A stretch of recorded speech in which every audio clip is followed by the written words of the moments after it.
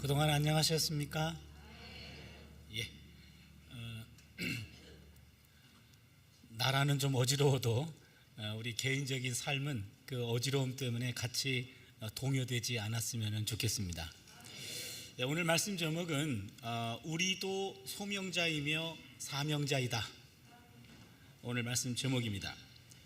오늘은 이사야 6장 말씀을 보는데요, 이사야 6장은 우리가 잘 알고 있듯이 이사야 소명 사건입니다. 하나님으로부터 부름받은 그런 사건인데요, 이사야가 이 지점에 와서 그동안 자연인 이사야에서 이제는 신앙인 이사야로 바뀌는 그런 터닝 포인트가 됩니다.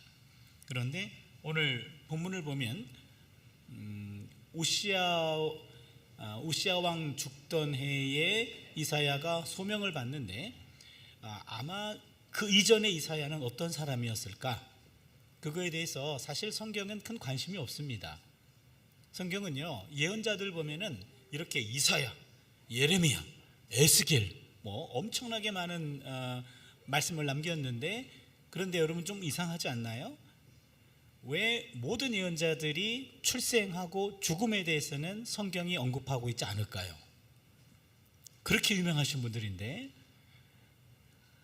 하나님의 사람은 하나님의 부름 받은 것부터 그 사명을 다할 때까지, 거기까지만 하나님의 관심사입니다. 그래서 예언자들이 어떻게 태어났고 어떻게 죽었는지 성경은 기록하고 있지 않고요, 예언자가 하나님께 부름받고 그 사명을 다할 때까지, 거기까지만 기록하고 있기 때문에 부름받기 전에 어떤 사람이었는지, 그리고 사명을 다하고 난 다음에 어떻게 돌아가셨는지 성경은 관심이 없고요. 성경에 이사야 하면 이사야가 주인공 같은데 사실은 하나님이 주인공이에요. 하나님이 이사야를 어떻게 사용하셨는가, 이것입니다. 그러니까 우리 인생을 볼 때도 나는 이렇게 했어 라는 것보다는 하나님이 그렇게 인도해 주셨어, 이게 정확한 우리의 기독교인의 성도들의 언어인 것 같습니다. 그러면요, 이사야 그래도 궁금하잖아요. 이사야 뭐 하던 사람이었나? 이사야는요 아마도 왕의 궁중 서기관이었을 것으로 추정합니다. 왕실에서 궁중 서기관으로 왕들의 언어와 행실에 대해서 기록으로 남겼던 사람으로 보입니다.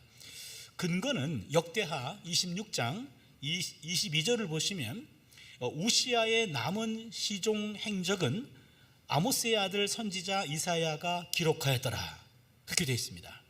역대하 26장 22절에 보시면요, 우시야 왕의 남은 행적은 아모스의 아들 선지자 이사야가 기록하였더라.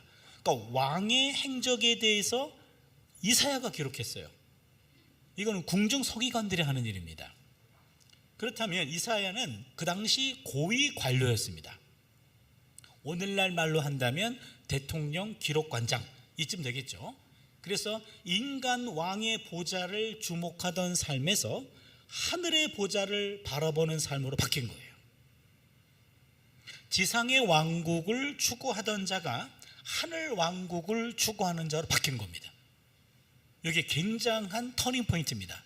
인간 왕을 바라보다가 하나님 왕을 발견하게 되는 것, 바로 이게 이사야의 자연인 이사야에서 신앙인 이사야로 바뀌는 부분입니다. 똑같은 일을 하지만 목적과 의도가 바뀌는 거죠. 왕의 보좌를 보던 그는 이제는 그 넘어서 있는 하나님의 보좌를 더 주목하는 사람이 되었다. 그래서 자연인은 인간적 가치를 주목하지만 신앙인은 그것을 넘어선 하나님의 가치를 더 우선적으로 보는 사람, 이게 바로 신앙인이라고 말할 수 있겠죠. 정권 교체기는 왕권 교체기도 마찬가지인데 아주 혼동스럽습니다. 우시야 왕 죽던 해에 한 왕이 죽고 새로운 왕이 세워지게 됩니다. 아주 혼돈, 그런 시기였죠. 이 혼돈 시기는 혼란기뿐만 아니라 긴장감을 갖게 되는 시기입니다. 이때 이사야는 성전에 갔어요. 그리고 걱정하며 탄식하며 기도했는데 그 기도의 자리가 뜻밖의 새로운 사명을 깨닫게 되는 소명의 장소가 됐습니다. 탄식과 걱정을 쏟아내는 그 자리가 오히려 새로운 일을 맡게 되는 그런 소명의 자리였다 하면서, 여러분, 소명이라는 것은 예레미야 소명과 이사야 소명 두 가지가 전혀 다른 패턴입니다. 기억 못하실 것 같은데요. 예레미야는 하나님께서 예레미야를 내가 너를 복중에 짓기 전에 내가 너를 세웠나니 너는 열방의 선지자가 될지니라. 예레미야 1장 5절 말씀이거든요. 그때 하나님 불렀습니다. 그때 예레미야가 나는 아이라 말할 줄 알지 못하나이다 라고 거절합니다. 그럼 하나님이 불렀는데 거절했다고 그래 미안하다, 야 내가 잘못 부른 것 같다, 딴 사람 부를게, 이러지 않으셔요. 너는 아이라 하지 말고 내가 너를 누구에게 보내든지 너는 가며 내가 내게 전하는 말씀을 전할지니라 하면서 설득하거든요. 그리고는 너 혼자 가는 거 아니고 나랑 같이 가는 거야 라고 약속하십니다. 요 네 가지, 부름, 거절, 설득, 약속, 이게 전형적인 소명 패턴이고 예레미야 소명 패턴이에요. 그래서 우리가 하나님께 부름받았다 하면은 이런 강권적인 부르심을 주로 얘기합니다. 그런데 이사야 같은 경우는 조금 달라요. 기도하다가 하나님을 봤고, 그리고 그 하나님에 의해서 정결케 되고, 그리고 귀가 열려서 내가 여기 있나이다, 나를 보내십시오 라고 자기가 헌신해요. 그렇죠? 너무 다르잖아요. 예레미야는 직접 소명이라고 말한다면 이사야는 간접 소명이에요. 예레미야는 강압적 소명이라고 말한다면, 그리고 예레미야는 자발적 소명입니다. 예레미야는 차출병이라고 말한다면 이사야는 지원병이에요. 그러게 소명이라고 하는 것은 하나님 쪽에서 강권적인 부르심도 있지만 내 안에 하나님이 소원을 넣어주셔서 이것이 타오르는 바람에 스스로 손들게 하는 이런 소명도 있다.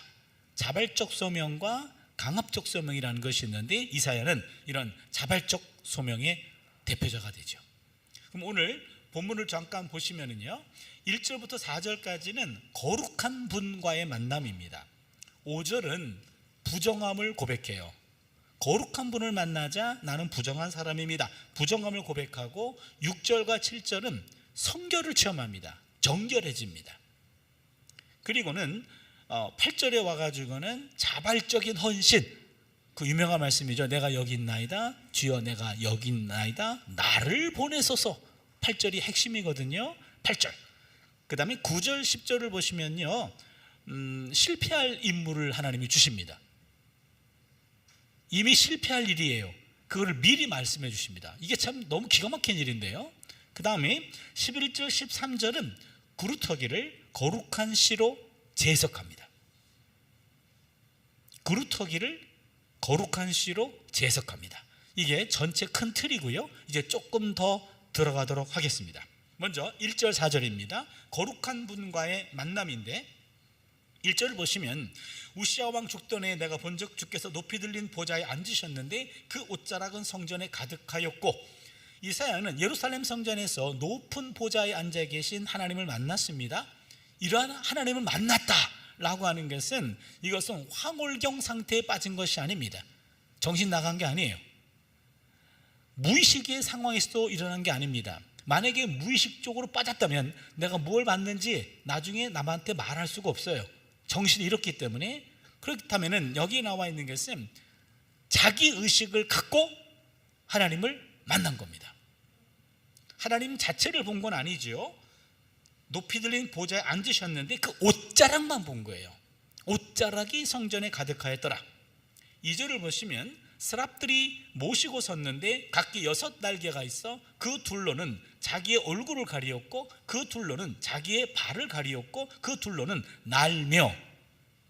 여기 보시면 스랍이라고 하는 것은 하나님을 섬기는 천상의 존재입니다. 천상의 존재, 천사 중에 하나인 것으로 보여요. 스랍들은 하나님에 대한 경외, 외경감으로 가득 차 날개로 얼굴과 발을 가리우고 있어요. 스랍들이 날개가 6개가 있어요. 근데 둘로는 자기 얼굴을 가리었네요. 둘로는 자기 발을 가리었네요. 둘로는 날고 있어요. 지금 6날개가 각자 2개씩 3가지 역할을 하고 있죠. 얼굴 가리고 발을 가리고 날고 있습니다. 여기서 발이라고 하는 것은 생식기를 가리킵니다. 구약 성경에서 종종 발은 생식기를 가리키는 우회적인 표현입니다. 그래서 출애굽기 4장 25절을 보시면 십보라가 돌칼을 가져다가 그의 아들의 포피를 베어 그의 발에 갖다 대며 이르되 당신은 참으로 내게 피남편이로다 하니, 여기 보시면 아들의 포피, 아들의 성기의 포피를 베어다가 할례를 행하고 나서 할례를 행하지 않았던 모세의 생식기에 갖다 댔다 이 말입니다. 그래서 모세가 이때 화를 면하게 되죠. 그래서 성경에 종종 발이라고 하는 것은 생식기를 가리킬 때가 있습니다. 여기서 이 밤낮으로 하나님을 섬기며 하나님 주변에서 애워싸고 있는 천상의 존재들도 하나님의 얼굴을 차마 볼 수가 없어서 얼굴을 가리고 또한 자신의 부끄러운 부분을 또 가리고 있습니다. 하나님에 대한 경외감, 하나님에 대한 외경심을 보여주고 있습니다. 여기 보시면 천사라고 하면 하나님과 거의 같은 급으로 보이는데, 천사라 할지라도 하나님 앞에서 범접할 수 없는 간격을 여기서 보여주고 있어요. 하나님과 모든 피조물들 사이에 간격이 있습니다. 하나님은 하나님이고 그 외의 모든 피조물들은 다 피조물에 불과하다는 거죠.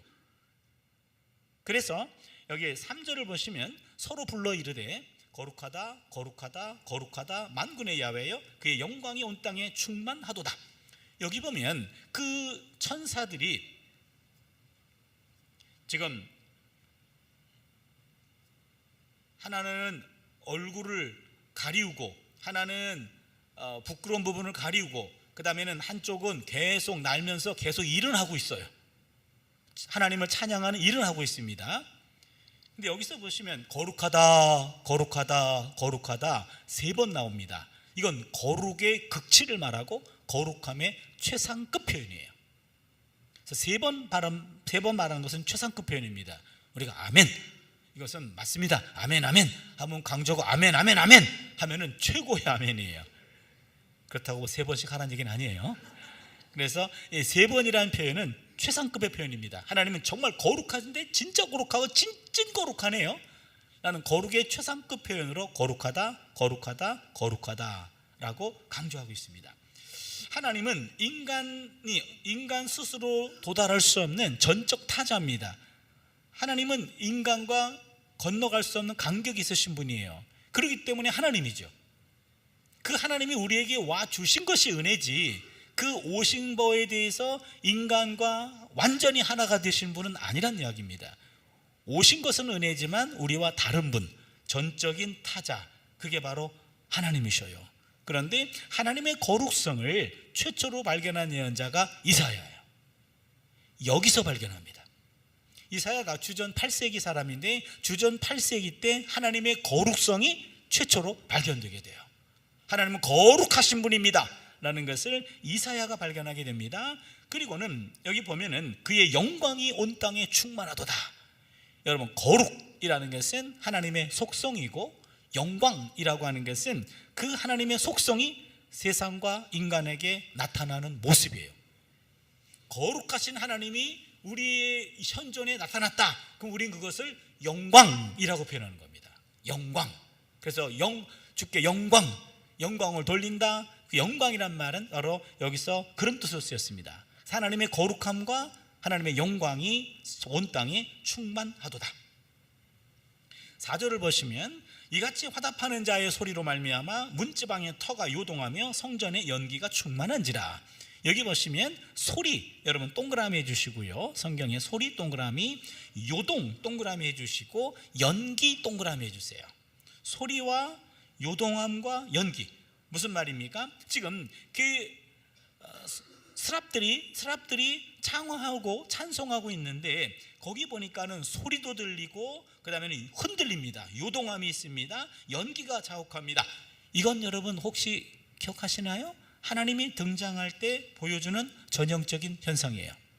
신현현, 전문적인 용어로 신현현이라고 합니다. 하나님이 나타나실 때 출애굽기 19장에 동일한 현상이 나타났어요. 큰 소리가 들리고 흔들리고 연기가 자욱한 것. 그래서 하나님이 성전에 임재하셨습니다. 라는 걸 말합니다. 그러자 6장 5절을 보시면요, 이사야가 부정함을 고백하는데요, 6절입니다. 그때 내가 말하되 화로다 나여 망하게 되었도다. 나는 입술이 부정한 사람이요 입술이 부정한 백성 중에 거하면서 만군의 야훼이신 왕을 배웠음이니라. 여기 보시면 내가 말하다 화로다, 요 화로다라는 말은 이것은 호의라는 말이에요. 호의. 기억나시죠? 뭐라 그랬죠? 예, 곡소리예요. 곡소리. 이스라엘 사람들은 죽은 사람을 상여를 메고 갈 때 호이 이럽니다. 우리는 아이고. 요즘은 그런 거 잘 못 보는 것 같아요. 지방이나 시골에나 가야지, 그 다음에는 뭐 사극이나 봐야지 그런 상여 매는 장면에 아이고 이렇게 울어주는 사람도 있거든요. 아무튼 이스라엘에서는 호이 하고, 이거는 죽은 사람에게 부르는 건데, 이사야는 화로다 나여, 나 죽었다 이 말이에요. 아이고. 왜 그럽니까? 하나님을 만났는데 거룩하신 하나님을 발견한 거예요. 거룩하신 하나님 앞에 나는 안 거룩한 거예요. 안 거룩한 정도가 아니라 부정한 사람이에요. 여기 보시면요, 나는 입술이 부정한 사람이요 입술이 부정한 백성 중에 거하면서 만군의 왕이신 야훼를 배웠습니다. 여기 보니까 나로 망하게 되었다, 나는 죽었다 이 얘기입니다. 나는 죽었다. 왜? 나는 부정한 사람이에요. 입술이 부정한 사람이 부정한 백성 중에 거하면서 만군의 야훼이신 왕을 배웠음이니라. 여기 순서가 중요합니다. 여러분, 하나님을 만났어요. 만났는데 이사야가 맨 처음 깨닫게 된 것은 나는 죄인이라는 겁니다.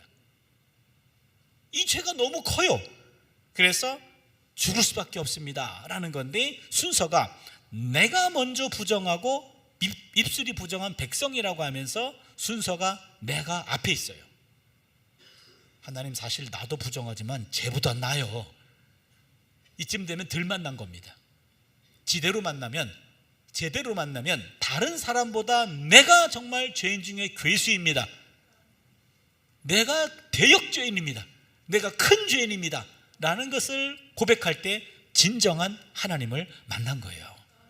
진정한 하나님의 거룩성을 발견한 겁니다. 하나님의 거룩성이 발견되는 순간 다른 사람의 부정함보다도 나의 부정함이 더 크게 느껴지는 거고, 그것을 깨닫게 되는 거죠. 이사야는 제대로 만났습니다. 그리고는요, 만군의 야훼이신 왕을 배웠습니다. 만군의 야훼라는 말은 조금 좀 어려운 말인데요, 아직도 철저히 정확하게 규명은 안 됐어요. 만군의 야훼라는 말은 만군이란 말은 많은 군대, 이런 식으로 오해할 수 있는데, 이것은 천상의 군대를 가리킵니다. 천상의 군대. 이 땅에 있는 인간들의 군대보다 더 천상의 군대가 더 강력하겠죠. 천상의 군대의 야훼이신 왕이요. 그래서 천상에 있는 모든 군인들을, 모든 군대들을 움직이는 최고의 힘을 가진 하나님을 배웠습니다. 그렇게 말해요. 여기 보시면 예언자가 하나님을 만났습니다. 하나님을 만났는데 거룩함을 만나는 순간, 루돌프 오토라는 종교학자가 있는데, 인간이 거룩함을 만나게 될 때는 두 가지 반응을 보인대요. 하나는 매혹의 신비, 하나는 두려움의 신비. 매혹과 두려움. 거룩한 분을 딱 보는 순간 끌리는 거예요. 저게 뭐지? 끌려요. 그런데 그 앞에 서는 순간 두려워요. 요 두 가지 감정, 매혹과 두려움, 요 현상이 거룩을 만날 때 인간들이 보이는 현상입니다. 이거를 종교학자 루돌프 오토가 이거를 발견했는데, 여기 거룩함에 하나님을 집어넣으면 똑같습니다. 모세가 불타는 떨기나무를 보았어요. 그런데 그 떨기나무가 불에 붙었는데, 불에 붙었으면 사라져야 되잖아요. 근데 불이 붙었는데 사라지질 않아. 그래서 출애굽기 3장 3절을 보면, 내가 돌이켜 가서 이 큰 광경을 보리라. 떨기나무가 어찌하여 타지 아니하는고. 불이 붙었는데 타지가 않아. 너무 신기해요. 그거를 끌려간 겁니다. 매혹을 느꼈어요. 그런데 갑자기 두려움에 사로잡혀서 얼굴을 가립니다. 3장 6절을 보시면 또 이르시되 나는 내 조상의 하나님이니 아브라함의 하나님, 이삭의 하나님, 야곱의 하나님이 아니라 모세가 하나님 배웁기를 두려워하여 얼굴을 가리매. 이상해가지고 너무 신비해서 끌려갔어요. 매혹입니다. 그러나 그 앞에 딱 서는 순간 두려운 나머지 얼굴을 가렸습니다. 이거예요. 하나님을 만날 때 우리가 느끼는 것은 매혹과 두려움입니다. 오늘 이사야도 아마 동일한 하나님께 매혹과 하나님의 두려움을 느낀 겁니다. 천상의 영광이 가득한 것을 봤어요. 그런데 딱 보는 순간 아이고, 거룩하신 분이면 나는 죄인이네, 나는 부정한 사람이네, 나는 마땅히 죽어야 되네 라고 자신의 죽음을 그가 깨닫게 된 거죠. 신앙이란 어떤 개량이나 개선의 과정이 아니라 일종의 장례 절차가 포함돼요.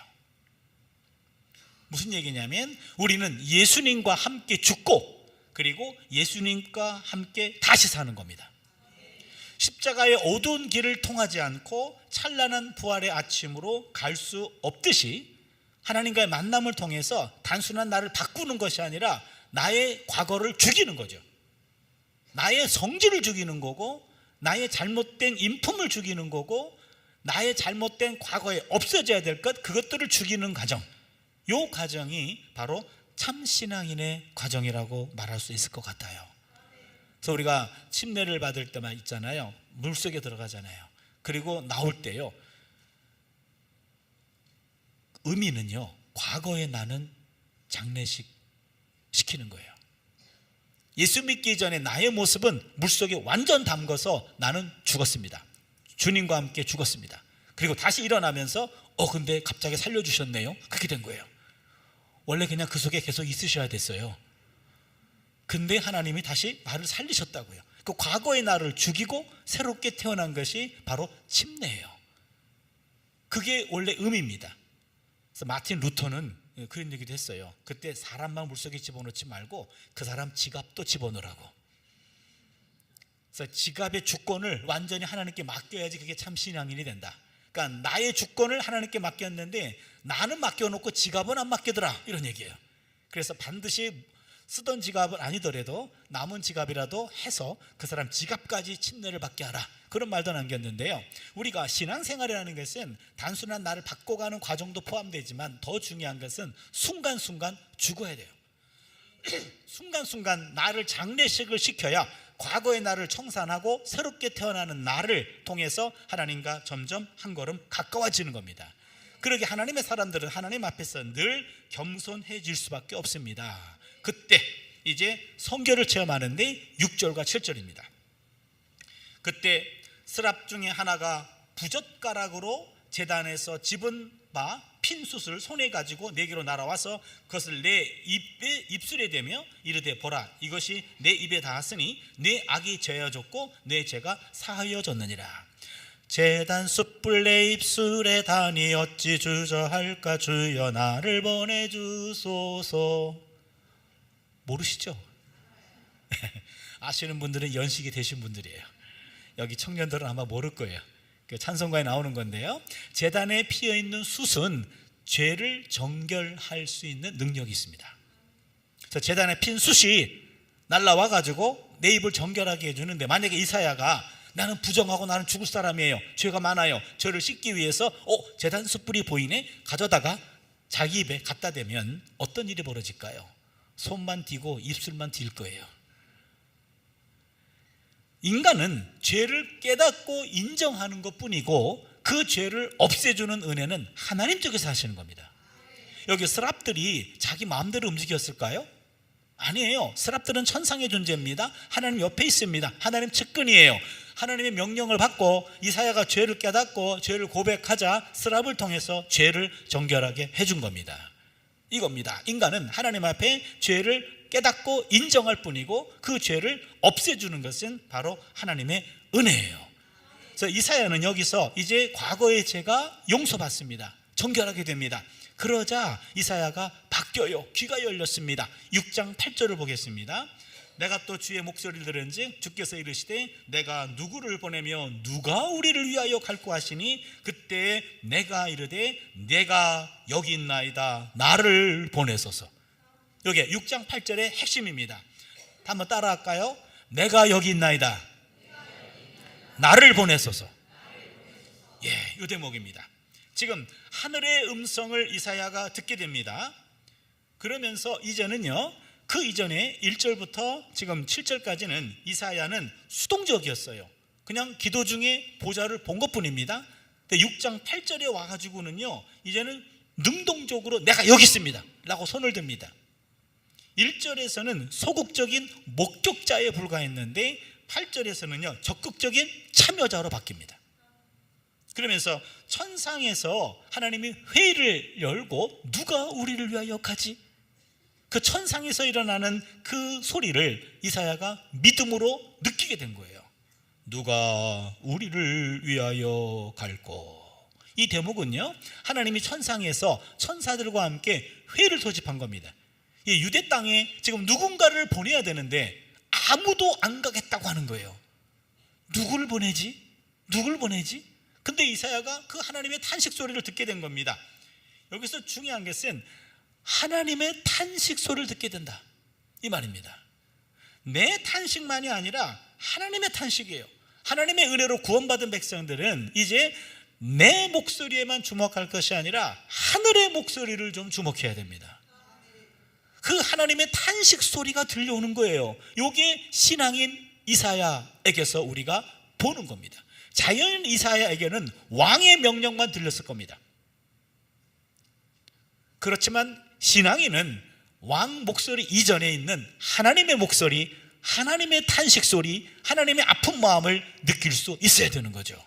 그래서 누가 우리를 위하여 가지? 그때 이사야가 하나님 나 여기 있는데 나 보내세요, 그렇게 된 겁니다. 완전 바뀌었습니다. 그런데 하나님이 주시는 말씀이 너무 기가 막힌 말씀이에요. 실패할 인물을 미리 말해줍니다. 9절과 10절을 볼게요.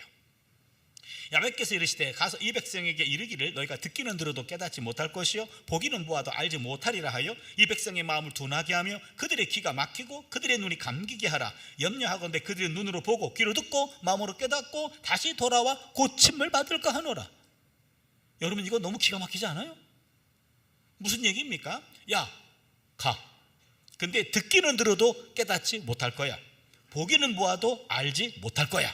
네가 말하면 말할수록 백성들이 마음이 둔할 거야. 귀가 막힐 거야. 눈이 감길 거야. 오히려 그들이 눈을 뜨고 귀로 깨닫고 마음으로 깨닫고 돌아와서 고침을 받을까 하노라. 고침을 받지 못할 거야. 아무도 안 들을 거야. 그럼 못 알아보네요. 그렇죠. 만약에 내가 여기 있나이다 나를 보내소서, 그래 가라 이럴 거야. 그럼 다른 사람 보내시죠. 저는 조금이라도 좀 듣는 곳에 보내주세요, 그럴 것 같아요. 이게요 아주 당혹스러운 본문입니다. 9절과 10절은요 실패할 임무예요. 전해라. 아무도 안 듣지만 전해라, 이거예요. 그러니 누가 갈까요? 저 같은 사람도 지금 안 가겠다고 그러는데, 그렇잖아요. 아무도 안 가겠다고 꼬리를 뺀 겁니다. 그러니 누구를 보내지? 그럴 때 이사야가 실패할 임무이지만 내가 가겠습니다 라고 말합니다. 이게 기가 막힙니다. 자연인 이사야와 신앙인 이사야가 가치관이 바뀐 거예요. 자연인 이사야는 자연적으로 자기 소원이 있고 자기 야망이 있어요. 그런데 신앙인은 하나님 앞에서 내 소원과 내 야망을 뒤로 하고 나를 살리신 하나님이 왜 살렸을까? 나를 살리신 하나님이 내가 무엇을 하기를 원하실까? 나를 통해서 하나님은 무엇을 원하실까? 내 꿈이 아니라 하나님의 꿈을 주목하기 시작한 거죠. 이 당시 하나님의 꿈은 아무도 듣지 않지만 그러나 예언자를 파송해야 돼요. 하나님은 하나님의 비전을 이루기 위해서 반드시 사람을 통해서 하십니다. 그러게 누군가는 그 하나님의 비전, 하나님의 마음을 먼저 깨닫고 헌신해야 되죠. 그 일이 인간적으로 봤을 때는 실패할 일입니다. 그러나 하나님이 보시기에는 그게 성공이에요. 이 순간만큼은 누군가는 가야 되는 거죠. 이사야는 나는 이미 죽은 사람인데 이제는 자연인 이사야는 죽고 이제는 소명자 이사야로 다시 태어난 겁니다. 지상의 보자만 보던 사람이 이제는 하늘 보자를 보는 자가 되었습니다. 이사야는 소명자가 됐습니다. 소명자는 신앙인인데 소명자가 됐어요. 자신의 꿈을 성취하려고 자신의 욕심과 자신의 욕망 따라 살지 않고요, 이제는 하나님의 꿈을 이루어드리기 위해서 하나님께 주목하면서 하나님이 원하시는 하나님의 마음을 읽는 그런 사람이 된 겁니다. 그래서 이사야가 물었습니다. 11절이죠. 내가 이르되 주여 어느 때까지니까 하였더니 주께서 대답하시되 성읍들은 황폐하여 주민이 없으며 가옥들에는 사람이 없고 이 토지는 황폐하게 되며 야훼께서 사람들을 멀리 옮기셔서 이 땅 가운데 황폐한 곳이 많을 때까지니이다. 언제까지 실패합니까? 언제까지 백성이 안 듣습니까? 망할 때까지 안 들을 거야, 이렇게 얘기한 겁니다. 너무 기가 막힙니다. 이때 이사야가 13절에 이런 고백합니다. 그 중에 하나님 말씀을 주시는데 보세요. 그 중에 10분의 1이 아직 남아있을지라도 이것도 황폐하게 될 것이나 밤나무와 상수리나무가 뱀을 당하여도 그 구루터기는 남아있는 것 같이 거룩한 씨가 이 땅에 구루터기니라 하시더라. 이거 기가 막힌 말인데요, 무슨 말이냐면 어느 때까지 멸망합니까?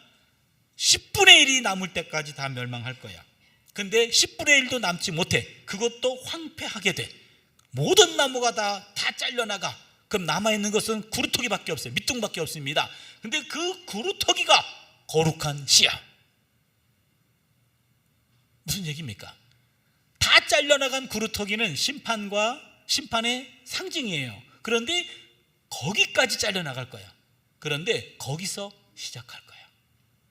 그게 거룩한 씨라고 얘기합니다. 이사야는 이것을 이해하고 받아들입니다.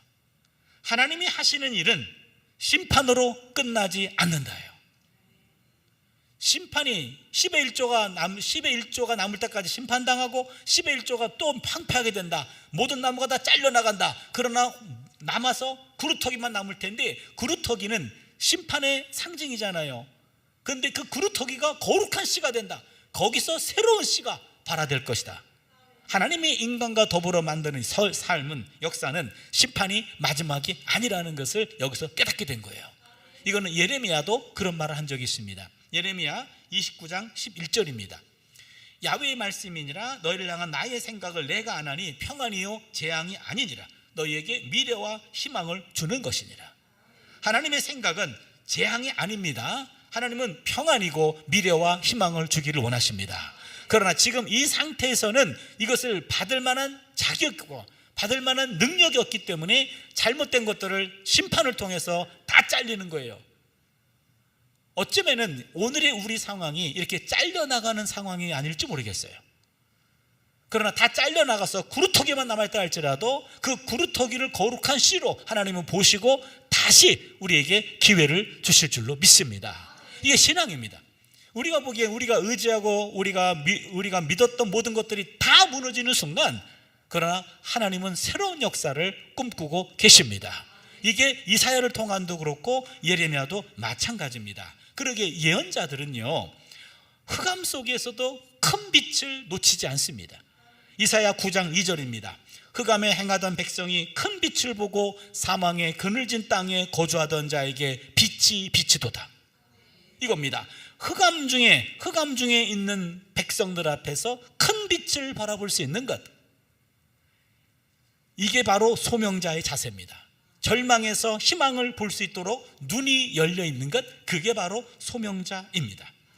오늘 이 이사야가 지금 소명자이면서 또한 사명자입니다. 소명을 받았고 그 다음에 그 소명을 따라 사는 사명자가 되었습니다. 이런 소명자이자 사명자인데, 이런 소명자이자 사명자라고 하는 것은 바로 이사야만 그런 게 아닙니다. 사실 소명이라고 하는 것은요, 신약성경에 보면 구원으로의 부르심, 이게 소명입니다.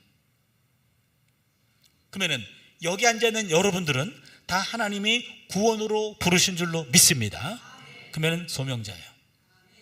그렇잖아요. 하나님은 이사야만 부르신 것이 아니고 우리도 부르셨어요. 우리가 하나님의 구원의 품 안에 있는 줄로 믿습니다. 그러기에 우리는 다 소명자입니다. 소명자이면서 그 소명자의 삶을 따라가는 사람, 그게 바로 사명자라고 말할 수 있거든요. 그런데 바로 이 이사야에게 주신 소명이 인간적으로 봤을 때는 실패할 소명입니다. 아무리 선포해도 다 듣지 않고 다 심판으로 나락을 칠 때까지 아무도 듣지 않을 거요. 바로 요게 이사야에게 주어진 소명자, 그리고 그 길을